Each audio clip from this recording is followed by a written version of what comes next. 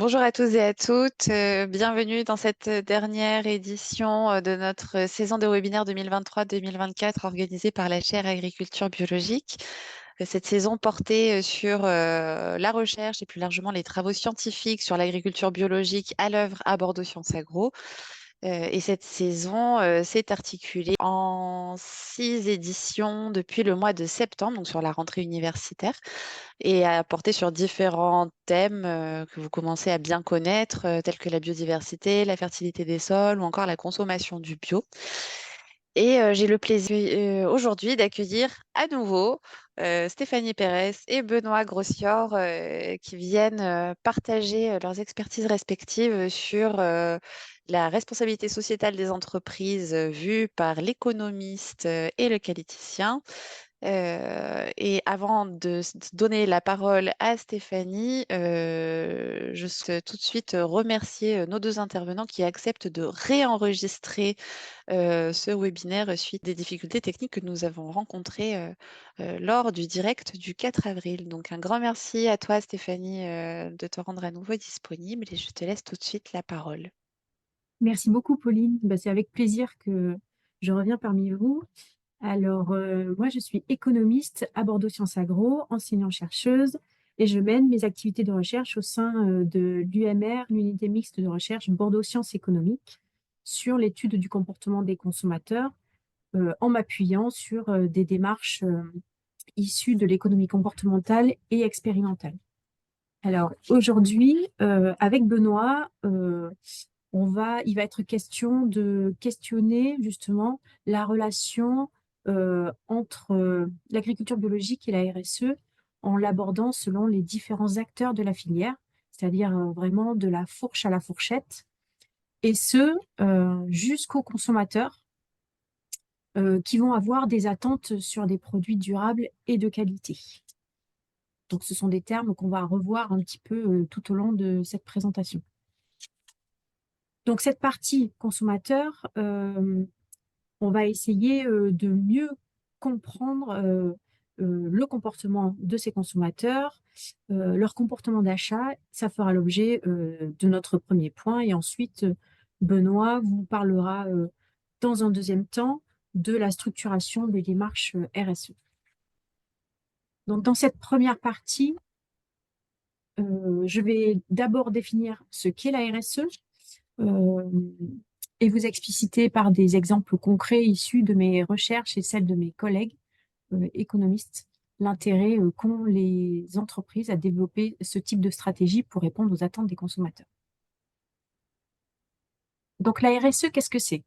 Donc en économie, ce terme est déjà défini depuis 1953 par un auteur qui s'appelle Bowen et qui en a donné la définition suivante, c'est la responsabilité vis-à-vis des impacts de son activité et de ses décisions sur la société et l'environnement. Donc la RSE, c'est la contribution des entreprises au développement durable que vous connaissez tous via le triptyque économie, environnement et société. Et elle se traduit concrètement par un comportement éthique et transparent des entreprises pour tendre vers un équilibre entre ces trois axes économique, social et environnemental. L'intérêt pour les entreprises d'intégrer une démarche d'amélioration continue, c'est d'exister demain face aux pressions d'aujourd'hui et de sorte à répondre et correspondre aux attentes des consommateurs qui sont souvent nouvelles et changeantes. Aujourd'hui, le chiffre montre que la responsabilité sociétale des entreprises est valorisée par les consommateurs. Il existe une certaine loyauté des consommateurs vis-à-vis des produits issus d'une entreprise responsable. Et ça, il y a beaucoup de littérature scientifique qui traite ce sujet dès les années 1990. Et les intentions d'achat sont positivement corrélées à cette responsabilité sociétale des entreprises. Donc, elle va impacter la perception des consommateurs et elle alimente la construction de la réputation de l'entreprise. Donc, cela va jouer un rôle d'assurance face aux risques et aux scandales euh, qui peuvent émerger via la société. Donc, je vais développer ici 3 exemples qui essaieront de montrer que la démarche de RSE est valorisée par les consommateurs. Ils émanent tous du secteur viticole, puisque mes recherches traitent plutôt de la filière viticole, mais en tout cas, ils sont tout à fait généralisables à l'ensemble du secteur alimentaire. Donc, le premier exemple que je voudrais vous mettre en évidence aujourd'hui, c'est la valorisation et l'affichage via l'étiquette de la RSE. Le second traitera de la préservation de la biodiversité. Et enfin, nous verrons quelque chose d'un peu moins connu, c'est tout ce qui a trait au bien-être sociétal, social, via le bien-être des salariés des entreprises. Donc, quand il s'agit de vin, les consommateurs sont très attentifs à la qualité des produits, mais évidemment, il y a des attentes sociétales qui sont très fortes que les entreprises doivent absolument considérer, et c'est l'objet de mon premier exemple. Donc, ce que je vais vous raconter là émane de la thèse de ma collègue Léa Lecomte, qui est aussi enseignante-chercheuse à Bordeaux Sciences économiques, et qui, en travaillant avec le CIVB, le Centre interprofessionnel des vins de Bordeaux, le Conseil interprofessionnel des vins de Bordeaux, a mis en avant l'importance des attentes sociétales des consommateurs de vin aux côtés de cette fameuse demande de qualité. Donc, pour ce faire, elle a mis en place un protocole qui a été construit autour de 20 vins sélectionnés, et 9 d'entre eux portaient 1 à 3 allégations sanitaires et environnementales. Donc, il y avait la certification biologique, il y avait également la haute valeur environnementale, HVE, et puis une allégation qui portait sur le sans sulfite ajouté, que vous connaissez bien quand on parle de vin. Donc, ces vins-là ont tous été dégustés par 260 consommateurs. Et les 3 résultats principaux à retenir de cette étude sont les suivants. En premier lieu, les préférences sensorielles sont très variables d'un individu à un autre sur le marché. Donc, il n'y a pas véritablement de goût unique qui plaise à tous les consommateurs, mais on a véritablement des niches de marché quant à la qualité. Le deuxième résultat, c'est que les qualités sensorielles restent évidemment la priorité pour la majorité des consommateurs. Et il n'y a que euh, c'est seulement sur les marchés cibles, par exemple les ultra bio, qu'on va voir des engagements environnementaux ou sanitaires être valorisés, quelle que soit la qualité du produit. Mais ce n'est pas du tout généralisable. Et le troisième résultat à retenir ici, c'est que les allégations environnementales et sanitaires sont valorisées sur le marché.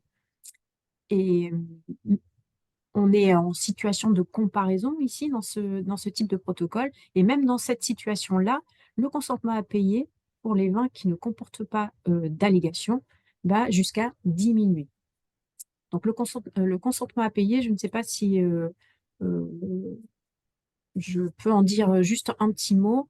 Le consentement à payer en économie, c'est le prix maximum d'achat qu'un agent économique, un consommateur en l'occurrence, est prêt à payer pour obtenir un produit.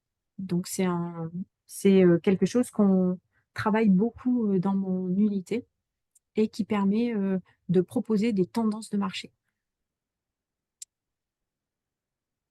Léa, dans sa thèse également, a montré que les consommateurs valorisaient les vins dont les pratiques favorisaient la préservation de la biodiversité. Et c'est l'objet de mon deuxième exemple d'aujourd'hui. Donc le travail en question, le travail s'est intéressé à ce qu'on appelle en économie ou en psychologie un effet de halo du bio qui est étudié dans la littérature en sciences sociales, mais pas tellement quand on travaille sur la biodiversité. Et ça a été l'objet d'un projet avec nos collègues agroécologues, la préservation de la biodiversité dans le vignoble.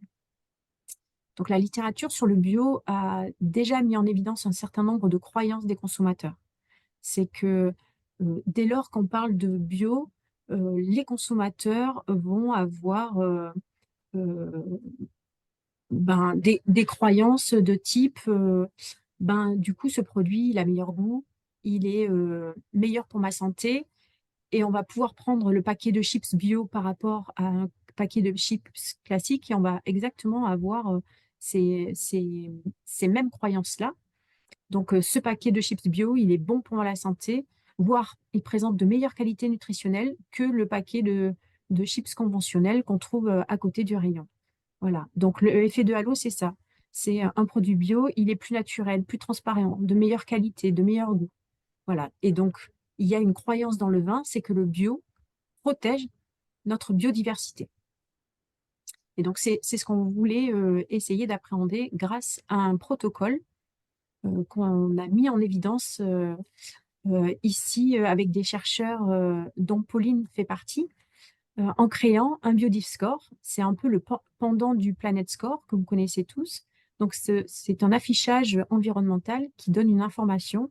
Euh, Ici, nous, on voulait mettre le focus sur la biodiversité uniquement. Donc, on s'est centré sur la création du BiodiF Score qui va informer sur le niveau de biodiversité et qui a été calculé à partir d'indicateurs qui sont scientifiquement robustes et évidemment accessibles aux consommateurs grâce au code couleur et au code de lettrage A versus E qu'on connaît tous grâce au Nutri-Score, par exemple. Euh, donc, les résultats sont de trois ordres également. C'est que le premier résultat, c'est que les consommateurs sont sensibles à cette information de Biodip Score. Donc, ils vont réagir de manière positive ou négative au Biodip Score en fonction de son score, justement. Le deuxième résultat, c'est que le gain de consentement à payer qui est lié à l'attribution bio, la certification bio, il est égal à celui qui est lié à la double information d'un bio et Biodip Score A. Ça signifie quoi? Ça signifie que là, on a apporté une information qui est implicitement déjà présente dans le label bio, dans la tête du consommateur. Donc, il est là notre effet de halo.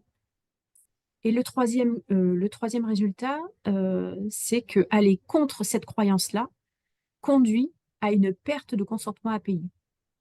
Donc, autrement dit, ça ne marche pas assez. Autrement dit, il existe un réel risque pour le secteur à maintenir ce type d'ambiguïté. Donc, on le voit ici, sans se détourner complètement du produit, le consommateur va aller jusqu'à supprimer totalement la valorisation qu'il avait associée à la démarche environnementale qui lui est présentée, dès lors qu'elle ne suit pas ses croyances et qu'elle le déçoit en quelque sorte. Ce qui est particulièrement risqué dans le contexte informationnel dans lequel nous vivons aujourd'hui. Donc, on a vu les attributs responsables des vins, s'en suffit d'ajouter HVE, bio. On vient de voir la préservation de la biodiversité, mais nous avons également travaillé avec mes collègues sur des choses beaucoup moins connues, comme le bien-être des salariés. Donc ça, c'est l'objet de mon troisième et dernier exemple de démarche valorisée par les consommateurs lors de nos expérimentations sur du vin RSE. Donc, face à la profusion d'informations dont ils disposent et qui peut les noyer, les consommateurs sont aujourd'hui beaucoup plus attentifs aux produits qu'ils achètent et aux conséquences environnementales, sociales ou sociétales de leur consommation. Les économistes constatent que ce passage à une consommation réfléchie, donc à l'origine d'une recherche de sens, d'un questionnement sur la qualité des produits achetés, va avoir des conséquences, dont la déconsommation. Donc l'hypothèse qui est faite là, c'est que les consommateurs privilégieraient davantage les produits dont les attributs répondent à leurs attentes à eux. Donc ça a été l'objet d'un travail de recherche entre Bordeaux et Grenoble. Donc ici, je vais vous présenter les grands résultats de notre article. On a testé l'hypothèse selon laquelle le fait de faire de la RSE permet de limiter cette décroissance lorsque on est dans une consommation réfléchie. Alors, on a pris le cas de on s'est aidé de la théorie euh, de Kahneman, qui est une théorie des deux systèmes de pensée, et qui est la suivante. Donc, notre cerveau, il est tous fait de la même manière. On a un système 1, pardon, et un système 2. On a un double système de pensée. Donc, le système 1 représente le fonctionnement un peu automatique de notre cerveau, qui est très rapide, moins coûteux en énergie. Donc, ça va vite. On est un petit peu c'est un effet de routine. En revanche, ben, ça le rend peu fiable.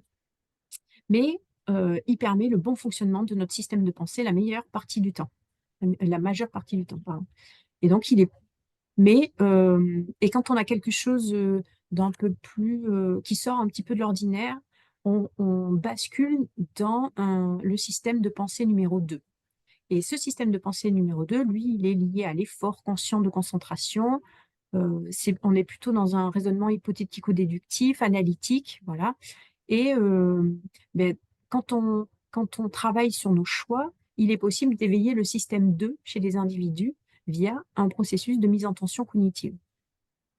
Et en général, la répartition des tâches entre ces deux systèmes permet de minimiser les efforts et de maximiser les performances. Quand on est sur des achats routiniers, on fait plutôt appel à notre système de pensée 1, beaucoup plus rapide, beaucoup moins coûteux en énergie. Si on a besoin de réfléchir, etc., là, c'est le système 2 qui se met en place. Et nous, ce qu'on voulait, c'est essayer d'éveiller le système 2 chez nos consommateurs et voir, grâce à une mise en tension cognitive, si cette approche, s'il y a une différence entre l'approche globale du système 1 et l'approche beaucoup plus analytique du système 2. Donc, on a créé un protocole de mise en tension cognitive des consommateurs et nous avons comparé les consentements à payer des consommateurs avant et après pour avoir les différences dans les comportements d'achat. Donc, les résultats, c'est que cette mise en réflexion va provoquer, quel que soit le produit, une baisse des consentements à payer. Donc, le fait d'être en RSE, ici, vous le voyez avec ma flèche bleue, le fait d'être en RSE, donc là, on avait mis l'accent sur le produit, c'est-à-dire des produits sans sulfite, avec des indications sur les pesticides ou le degré d'alcool. On a mis l'accent sur la production également. Donc ici, il y avait des indicateurs ayant trait aux enjeux sanitaires et sociaux comme l'IFT, les conditions de travail, l'implication sur le territoire de notre entreprise, etc. Et on avait aussi mis l'accent sur la valeur des entreprises qui produisent ce vin-là, si elles étaient RSE ou pas, labellisées ou pas. Et le fait d'être en RSE et en bio, donc les deux, va permettre d'être protégé de cette baisse des consentements à payer. Vous le voyez ici avec le vin bleu, qui est le vin 644 par rapport aux trois autres vins que nous avions abordés dans ce protocole. C'est le seul vin qui à la fois est bio et dont l'entreprise est engagée à un RSE avec un niveau exemplaire 3. C'est le seul vin qui va être relativement stable une fois la mise en tension cognitive effectuée, donc entre le CAP global de l'étape 1 et le CAP analytique dit de système 2 à la dernière étape. Je peux conclure sur ma présentation et vous dire qu'il faut être très vigilant sur la manière dont on communique aux consommateurs et que ces démarches de RSE, elles sont plutôt complémentaires, on le voit bien avec ce dernier exemple, elles sont plutôt complémentaires de la certification bio. Et je laisse la parole à Benoît pour la deuxième partie sur les stratégies et la structuration de ces démarches de responsabilité sociétale des entreprises. Bonjour à tous, je suis Benoît Grossior, je suis enseignant-chercheur à Bordeaux Sciences Agro. Je m'intéresse aux problématiques de la qualité dans les denrées alimentaires à deux niveaux, au niveau de la définition de ce que peut être la qualité d'un produit et puis au niveau de la qualité en termes de management des organisations afin de produire des denrées alimentaires de qualité. Dans cette deuxième partie du séminaire, je vais vous parler un petit peu des démarches RSE et de l'agriculture biologique en essayant de cibler quelques questionnements sur la stratégie, la structuration des démarches et ce que cela peut apporter à l'agriculture biologique aujourd'hui.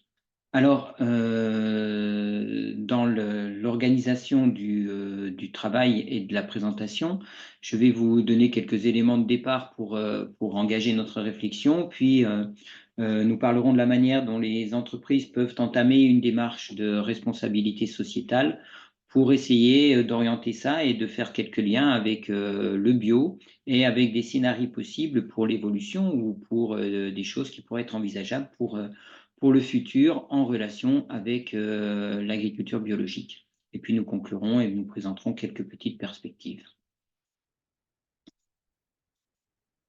Donc, dans un premier temps, juste quelques petits rappels par rapport à des définitions. On va parler de développement durable et de responsabilité sociétale. Donc sur cette diapo, je fais la différence un petit peu entre les deux.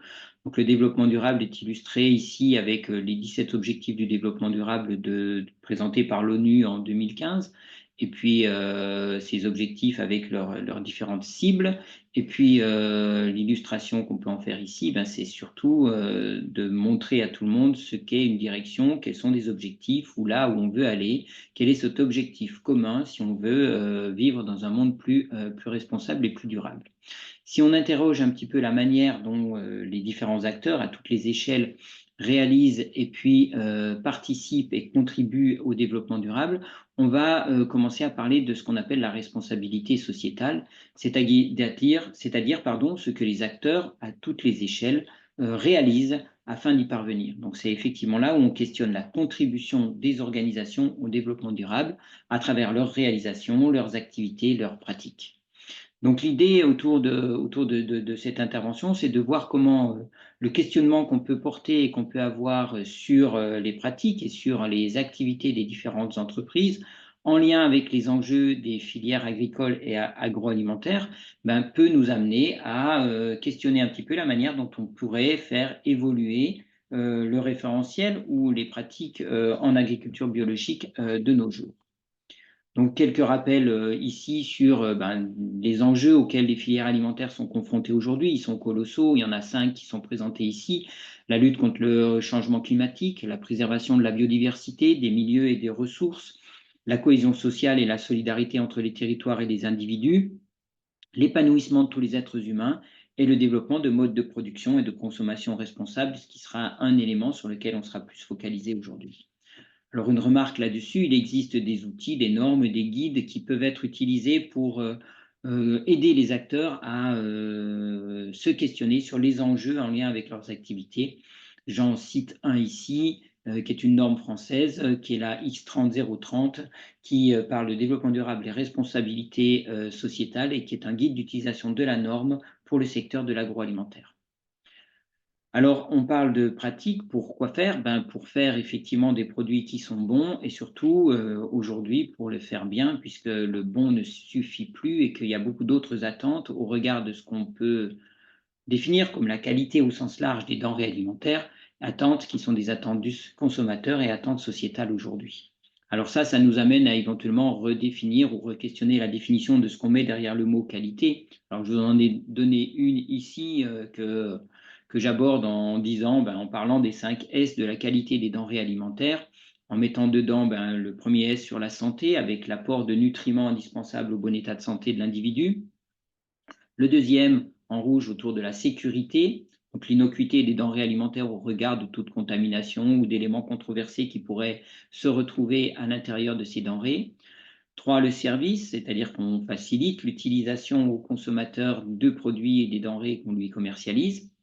Et 4, la saveur, évidemment, le bon, il est important là-dessus par rapport à la notion de plaisir lors de la dégustation d'une denrée alimentaire. Et 5, en bas, le sens, c'est-à-dire que ça prend en compte, évidemment, des critères de responsabilité sociétale, l'origine, l'éthique, l'impact environnemental, le bien-être animal, la biodiversité, etc., etc. Donc on a ici juste une idée pour montrer qu'effectivement, on a 5 dimensions dans la qualité des produits d'une denrée alimentaire qui sont importantes aujourd'hui et essentielles à prendre en compte quand on réfléchit son activité. Et puis après, je vous donne une autre dimension de la qualité, une définition de la qualité qui est beaucoup plus courte, qui est l'aptitude d'un ensemble de caractéristiques intrinsèques à satisfaire des exigences. Et là, la norme que j'ai pris comme source, c'est la norme ISO 9000 sur système de management de la qualité, principes essentiels et vocabulaire. Mais tout ça nous amène à un moment donné à se questionner effectivement sur les besoins, les attentes de toutes les parties prenantes, c'est-à-dire de tout ce que sont non seulement les clients, les consommateurs, les parties prenantes internes, salariés ou autres, parties prenantes externes, financeurs, assureurs, etc., etc., et de prendre en compte leurs besoins et leurs attentes dans l'organisation des activités humaines. Alors ces activités humaines, elles se font dans un territoire dans lequel on a un environnement naturel présenté ici, un environnement socio-économique. Et là-dedans, on connaît les objectifs du développement durable, on connaît le concept, on sait effectivement identifier les besoins, les attentes, les exigences de ces différentes parties prenantes. Et on sait que de toute manière, les activités humaines vont, sur ces éléments-là, avoir des impacts positifs ou négatifs, mais avoir des impacts forts. Donc quand on questionne effectivement notre organisation, notre fonctionnement par rapport à ça, ben, on doit évaluer d'une manière ou d'une autre la performance de nos activités, et c'est ce qu'on fait à travers la génération d'indicateurs, qui sont des indicateurs de performance qui vont nous permettre de mesurer et de voir si nos impacts positifs sont suffisamment positifs, négatifs sont suffisamment réduits, et puis de questionner au regard de ces impacts nos pratiques. Donc c'est bien effectivement la notion du questionnement des pratiques avec les impacts qui constitue effectivement l'enjeu aujourd'hui pour toutes les activités, pour toutes les entreprises, autour de la réponse aux besoins de la transition écologique. Donc la question derrière, c'est quelles pratiques pour quels impacts, et c'est là où on va voir, et on voit qu'effectivement un certain nombre de référentiels se questionnent sur les pratiques à tous les niveaux. Donc ça veut dire qu'il y a beaucoup de promesses à tenir pour tous les acteurs de la chaîne alimentaire, et qu'aujourd'hui, effectivement, on veut des produits de plus en plus éthiques au sens large, et pour lesquels aussi le consommateur attend des preuves. Et donc, je vous ai remis ici un petit article de conversation dans lequel on voit qu'effectivement, promettre ne suffit pas, et qu'il faut, pour convaincre les consommateurs, apporter des preuves par rapport à tous ces éléments-là. Alors ces preuves, elles peuvent être apportées par une quantité très importante et croissante tous les jours. J'ai mis une foultitude de démarches qui sont des éléments qui peuvent être appliqués de manière obligatoire ou volontaire par les organisations, par les entreprises, et qui relèvent d'éléments réglementaires, de l'application de normes volontaires, de cahiers des charges, de chartes, de labels, de marques, etc., etc., avec l'idée derrière de produire des produits de plus en plus durables et de qualité. Sachant qu'on a du mal à savoir effectivement ce qu'on met derrière produits durables et de qualité. Alors, je vous ai mis un petit panel ici que j'ai repris du travail de ce qu'avait fait, vous a présenté Stéphanie, pour reprendre un petit peu quelques-uns des labels qui sont utilisés aujourd'hui dans nos filières. Donc, comment s'y prendre pour réfléchir un petit peu à la crédibilité et puis des différentes démarches. Donc, je mets quelques questionnements ici qui sont importants. Il faut connaître effectivement les objectifs du développement durable. Il faut connaître les enjeux auxquels son activité et ses activités sont confrontées aujourd'hui au regard des filières agricoles et alimentaires. Il faut connaître son contexte, son écosystème. Il faut connaître les risques et les opportunités, les bonnes pratiques, sachant que par rapport aux pratiques, le questionnement est permanent, puisque les bonnes pratiques d'aujourd'hui sont les mauvaises pratiques de demain, et les bonnes pratiques d'hier sont les mauvaises pratiques d'aujourd'hui. Donc tout ça est compliqué. Et puis il faut connaître évidemment et évaluer ses impacts par rapport à des objectifs. Donc tout cela, on peut le faire en s'appuyant sur des connaissances et des outils disponibles. Et autour de ces connaissances et des outils, il y a beaucoup d'évolutions aujourd'hui par rapport à ça, car il y a une vingtaine, il y a une trentaine d'années, on n'avait pas tout intégré de cette manière-là, et on ne se questionnait pas de la même manière. Et puis, il faut s'engager dans la boucle vertueuse, on va dire, de l'amélioration continue, qui est représentée ici par le PDCA, planifier, déployer, contrôler, améliorer, de manière à continuer à progresser et à être engagé dans une transition durable. Donc, afin de tout mettre en œuvre pour contribuer évidemment au changement, et tout le monde sait qu'accompagner le changement aujourd'hui est quelque chose de compliqué. Donc ça, on doit le faire à l'échelle de sa propre organisation, à l'échelle de son entreprise. Et quand on réfléchit un petit peu l'organisation de l'agriculture biologique, à l'échelle de l'entreprise, ça peut être à l'échelle de l'exploitation à travers ses pratiques. À l'échelle d'une organisation, ça peut être à l'échelle des interprofessions qui accompagnent, ou de toutes les structures qui accompagnent éventuellement les exploitants, les producteurs dans leur démarche. Donc il existe pas mal d'outils sur lesquels on peut s'appuyer pour parvenir à ça. Des démarches portées par des acteurs divers, les pouvoirs publics, organisations professionnelles, marques privées, etc. Donc c'est là où on a un nombre important de référentiels. Donc je reprends ici quelques-uns de ceux qui ont été cités un peu plus tôt. Et puis aussi, il y a des outils normatifs, des normes-outils, c'est comme ça que je les appelle, parce que je les oppose peut-être à la distinction ou à ce qu'on fait aujourd'hui quand on considère un petit peu normes comme étant des règlements d'application obligatoire. Non, il y a des normes qui sont volontaires. Et puis, il y a des normes qui sont des outils pour vous aider, pour aider les acteurs à se positionner par rapport à leurs enjeux et à faire des choix sur leurs choix stratégiques par la suite. Donc, par exemple, dans notre cas, si on parle de responsabilité sociétale, on va avoir la norme ISO 26000 et puis sa déclinaison aux filières agricoles et agroalimentaires, qui est l'ISO 26030. Ces normes, elles vous aident à connaître les enjeux, avoir une approche par les parties prenantes, c'est-à-dire une approche écosystémique pour situer son entreprise dans un système. Et puis, elle vous aide à réfléchir à la priorisation des actions que vous allez mettre en œuvre, car on ne peut pas tout mettre en œuvre du premier coup. Donc, c'est là où effectivement, on commence à se questionner avec au moins 2 grands fondamentaux pour s'engager dans une démarche. Les fondamentaux en question, il y en a un premier qui est celui d'identifier les principaux enjeux à aborder dans sa stratégie de responsabilité sociétale. Et puis un deuxième qui consiste à assumer sa responsabilité sociétale et de voir comment cette responsabilité sociétale, on peut l'assumer à l'échelle de ses activités. Donc, pour identifier les principaux enjeux, il faut être capable d'identifier les impacts socio-économiques, environnementaux de ces actions et de ces décisions, à la fois de manière directe et de manière indirecte, à court, moyen et long terme.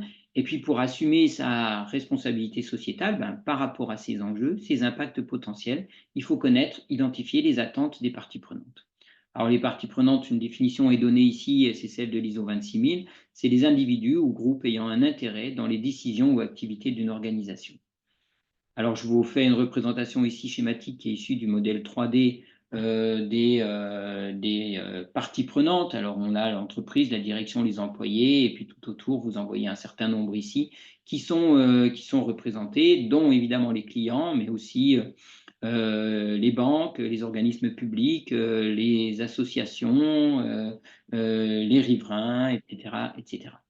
Et le travail consiste à se questionner sur la manière dont on doit maîtriser des risques qu'on aura identifiés au regard de notre action vis-à-vis de ces parties prenantes, qui sont des parties prenantes à risque, évidemment, si elles peuvent être exposées à des dangers auxquels je les expose, ou contribuer à m'exposer moi à certains dangers éventuellement, mais c'est aussi des parties prenantes qui peuvent aussi bien représenter des opportunités pour l'entreprise par rapport à des nouvelles opportunités qu'on pourrait identifier ici. Donc l'idée dans l'approche partie prenante de la responsabilité sociétale, c'est d'aborder la maîtrise des risques, d'identifier les opportunités pour mettre en œuvre des relations mutuellement bénéfiques entre tous les acteurs, créer des valeurs, de la valeur ou des valeurs plutôt, et puis évidemment évaluer à la fin les impacts positifs ou négatifs qu'on peut avoir au regard des attentes de ces parties prenantes. Alors par rapport à ça, il y a des choix à faire dans des démarches qui sont nombreuses, je vous l'ai dit, et des priorisations des actions à réaliser. Donc sur l'identification des démarches les mieux adaptées, l'idée c'est effectivement de prendre en compte correctement son contexte, de faire un choix individuel. Alors c'est là où je pense qu'il est important d'insister sur le fait que le choix, c'est le choix d'une entreprise et pas le choix d'une filière, c'est pas le choix d'un groupe, c'est le choix effectivement d'une entreprise, d'une exploitation, d'un producteur dans un contexte très spécifique, puisque chaque exploitation a son propre contexte. Et donc le choix, il doit être fait par l'entreprise. Et parmi ces choix, évidemment, il y en a qui sont plus ou moins volontaires ou imposés, mais il faut savoir gérer et puis mettre en œuvre ces choix-là selon la stratégie qu'on veut mettre en place. Et puis après, quand et comment les mettre en place, il faut élaborer une stratégie à court terme, moyen terme et long terme, permettant éventuellement d'accumuler éventuellement des démarches pour répondre le plus vite possible et le plus logiquement possible à toutes les attentes qui vont être celles de ces parties intéressées. Alors ces démarches, je vous en ai cité, dans lesquelles on peut s'impliquer, il y en a beaucoup qu'on met sous le nom de label. Alors je reprends ici un document normatif qui date de janvier 2024, qui est la norme X30-053, qui s'appelle Responsabilité sociétale des entreprises, exigences et lignes directrices pour les organismes réalisant des activités d'évaluation et de labellisation RS, dans laquelle on voit une définition d'un label. Signe distinctif permettant de distinguer et valoriser certaines caractéristiques d'un produit, service, organisation et dont les caractéristiques sont les suivantes: usage collectif, repose sur l'association d'une marque et d'un dispositif solide et transparent dont la marque n'est que la partie visible, porte une promesse de garantie, sa raison d'être, qui est l'introduction du dispositif sur lequel il repose. Donc il y a quelques exigences ici qui sont des éléments qui sont importants quand on veut discuter, réfléchir à la crédibilité d'un label. Et puis, il y a une définition d'un label de responsabilité sociétale, attestation de garantie délivrée par une tierce partie qui caractérise la démarche de responsabilité sociétale mise en œuvre par une entreprise au sens des lignes directrices de l'ISO 26000. Donc, l'ISO 26000, effectivement, est le cœur du moteur et la référence commune adaptée adoptées, pardon, dans le cadre de cette réflexion. Ça, c'est pour dire qu'il y a des gens aujourd'hui qui travaillent et qui réfléchissent sur la crédibilité des labels. Et quand le bio se questionne aujourd'hui autour de son positionnement par rapport à d'autres labels qui émergent un petit peu partout, ici ou là, eh ben, il est important effectivement, pourquoi pas, de se re-questionner en s'appuyant sur des outils comme ceci pour voir où on se situe et où on peut se situer en termes de crédibilité par rapport à d'autres promesses. Et là, dans les composantes d'un label crédible, par exemple, on cite le référentiel d'évaluation, l'échelle de maturité ou l'échelle d'évaluation, la méthode d'évaluation, la compétence de l'évaluateur et les conditions d'attribution. Donc ça, c'est des éléments sur lesquels tout label crédible doit être suffisamment transparent et organisé. Donc si on regarde un petit peu par rapport à ça et qu'on réfléchit la mise en œuvre d'une démarche à l'échelle de ces de la stratégie d'une entreprise, ben effectivement, on a effectivement des objectifs en termes de responsabilité sociétale, c'est-à-dire de répondre aux besoins, aux attentes de toutes les parties prenantes dans le contexte qui est celui qu'on connaît aujourd'hui, sachant que ce n'est pas un objectif fixe à atteindre et qu'on sait pertinemment que de plus en plus, cette responsabilité sociétale va être questionnée et qu'on est sur une courbe croissante en termes d'objectifs ou d'exigences par rapport à la responsabilité d'une entreprise sur laquelle on a des difficultés ou sur laquelle on doit se positionner pour atteindre un petit peu et répondre à toutes ces attentes. Et là-dedans, ben, on a une démarche d'une entreprise qui va effectivement s'engager dans une démarche d'amélioration continue et qui, par rapport à cette démarche d'amélioration continue, ben, va, entre guillemets, quelque part répondre petit à petit et progressivement à certaines exigences et à certains besoins des uns des autres. Alors, ça peut ressembler à quelque chose comme ce que je vous représente ici, qui sont des choses qu'on voit d'un point de vue pratique dans des entreprises dans lesquelles on a adopté une démarche comme celle-ci. Mais on voit par exemple qu'on peut, selon les enjeux, répondre à un enjeu spécifique en utilisant et en allant chercher un petit peu dans notre panier ici différentes démarches ou différents labels pour répondre et démontrer un certain niveau de réponse. On peut par exemple répondre en utilisant le bio à un moment donné à des enjeux de qualité sanitaire, d'impact environnemental, de santé sécurité au travail, par exemple. On peut répondre à d'autres enjeux en accumulant une deuxième démarche là derrière, puis une troisième, puis une quatrième, etc., etc. C'est ça qui peut créer une dynamique dans les entreprises par rapport à leur démarche de responsabilité sociétale et de réponse à des enjeux en s'appuyant sur ces éléments-là qui sont des outils qui permettent de construire une démarche et d'en valoriser un petit peu le fruit auprès de certains consommateurs ou clients si c'est valorisable. Et donc, ça permet éventuellement à l'entreprise de passer d'un état 1 en termes d'engagement, en termes de responsabilité sociétale, à un état 2, à un état 3, etc. au cours de son histoire. Et du coup, l'évolution effectivement de l'entreprise est quelque chose qui démontre un petit peu à un moment ou à un moment donné son engagement dans des démarches plus vertueuses. Donc ça, c'est un moyen de faire que les entreprises peuvent adopter aujourd'hui. On voit que certaines les adoptent. Avec évidemment cette idée sur à quel niveau je suis à un moment ou à un autre et comment je peux évaluer effectivement les impacts de mes différentes pratiques sur les attentes, les besoins des parties prenantes. Donc, par rapport au positionnement des acteurs du bio, ben, comment on peut faire pour réfléchir éventuellement et voir si ce que je vous ai montré en termes de démarche de responsabilité sociétale peut être intégré sur le questionnement aujourd'hui autour du bio. Donc déjà, on voit qu'aujourd'hui, ben, il y a différents acteurs, il y a les producteurs, transformateurs, la distribution, la restauration, et que chaque acteur peut se poser des questions à son niveau. Déjà, en questionnant effectivement les enjeux autour de ce que je vous ai montré, à mon niveau. Et puis à côté, effectivement, il y a, donc c'est l'approche un petit peu spécifique entreprise, puis il y a l'approche autour de des organismes d'appui aux filières, des interprofessions qui accompagnent un petit peu tous ces acteurs dans leur démarche. Donc ça veut dire que les démarches, elles peuvent être portées à l'échelle de chaque opérateur, en lien avec des métiers, parce que c'est évidemment les pratiques métiers qui vont être des pratiques que je vais questionner à un moment ou à un autre, et qu'on peut le faire aussi à l'échelle de la filière bio, de la fourche à la fourchette, en essayant d'avoir une certaine homogénéisation, une certaine crédibilité, pour accompagner, entre guillemets, le développement et la protection, la mise en valeur des produits, depuis le producteur jusqu'à l'assiette du consommateur. Donc il y a différents contextes auxquels il faut questionner ça, avec des enjeux, des pratiques un peu différentes, mais évidemment, un intérêt commun, c'est valoriser la production jusqu'au bout pour que le client, le consommateur s'y retrouve et l'attende. Donc, quel scénario on peut mettre en œuvre ou imaginer par rapport à ça pour l'avenir du bio et puis pour les acteurs du bio? Alors, se battre éventuellement pour qu'il n'en reste qu'un, c'est-à-dire qu'on peut imaginer un scénario un petit peu violent, dans lequel effectivement, on voit que tous les labels se battent d'une manière ou d'une autre pour qu'il y en ait un qui finisse par répondre à tous les enjeux, être le label magique qui va permettre de dire qu'on est crédible, qu'on est engagé dans une démarche RSE, qu'on est parfait et qu'on a répondu et qu'on a intégré tous les critères. Ça, c'est une idée. Une deuxième idée, ne pas valoriser que le produit, c'est-à-dire que quelque part, à un moment donné, à travers ce que je vous ai montré, le questionnement de l'entreprise permet de valoriser l'entreprise dans ses démarches et pas le produit fait par l'entreprise. Donc, je pense à un moment donné, effectivement, que la valorisation du produit, c'est effectivement ce qu'on cherche parce que c'est lui qui est en lien direct avec le consommateur.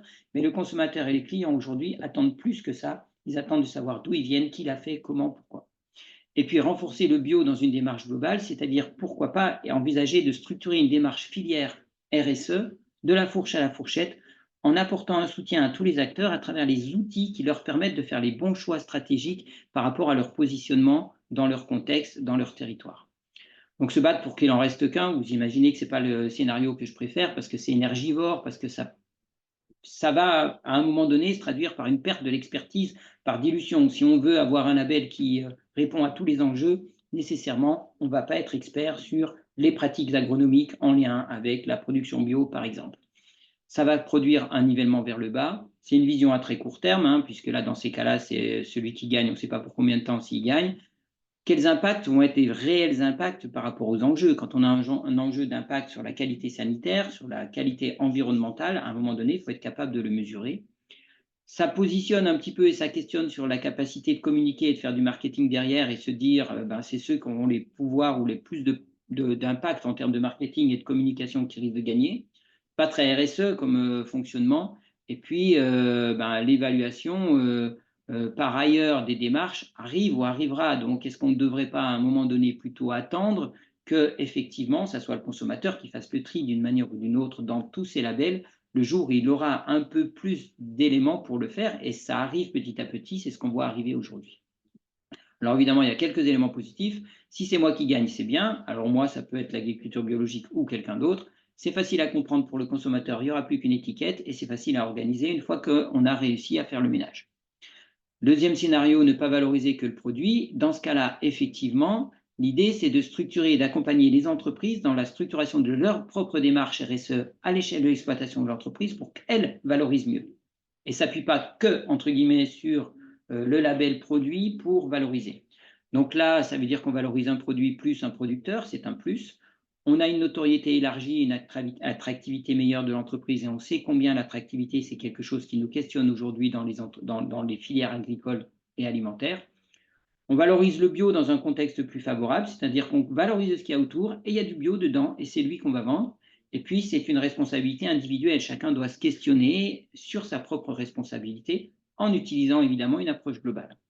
Alors évidemment, ce qui est compliqué là-dedans et ce qu'on peut mettre en termes de points négatifs, il faut apporter de l'expertise là-dedans sur des éléments qui sont liés en lien avec le métier. Donc il faut trouver l'expertise.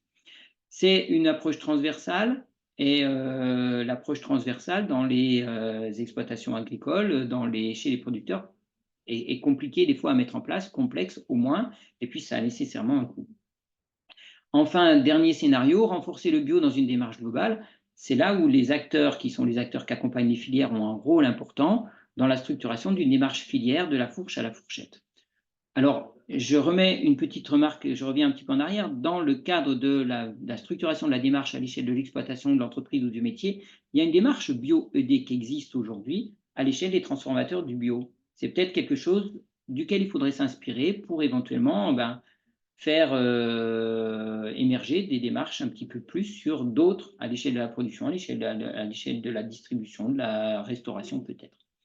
Donc renforcer le bio dans une démarche globale, c'est quelque chose qui aura une efficacité à long terme, qui nécessite une mutualisation des approches et des outils. Il faut savoir se parler, savoir accepter qu'un outil, s'il existe, s'il a été fait par quelqu'un, on n'est peut-être pas obligé de le refaire.